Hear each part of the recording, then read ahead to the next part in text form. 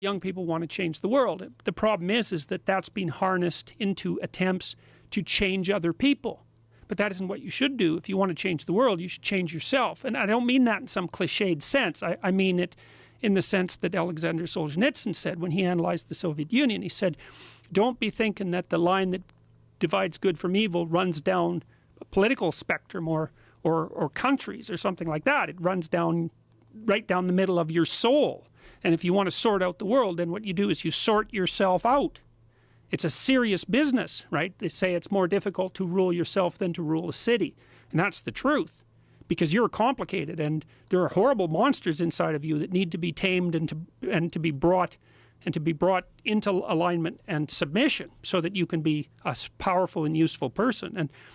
And I gave away the future authoring program as part of this video I made suggesting to millennials that instead of rushing out there to change the world by changing other bad people, that they should look inward and sort themselves out properly. And I think we've given away about 4,000 or 5,000 of those programs so far. Now you said it's that. Free till the end of November, and then what happens with it?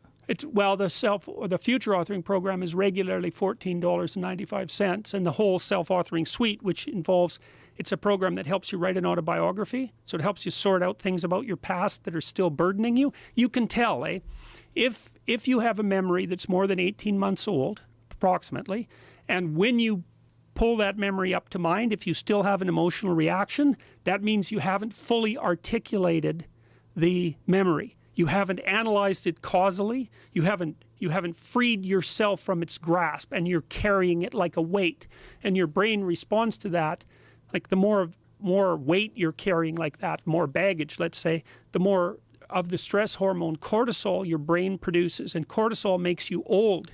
Some of this work has been done by James Pennebaker at the University of Texas at Austin, because he started to pioneer these sorts of writing programs, and he found that if people wrote about uncertain things, past, present, or future, so they could be traumatic things, they could be uncertain things, that their physical health improved. And he did a lot of detailed research trying to figure out why that was, and basically came down to the explanation that it was something like an uncertainty reduction mechanism at work.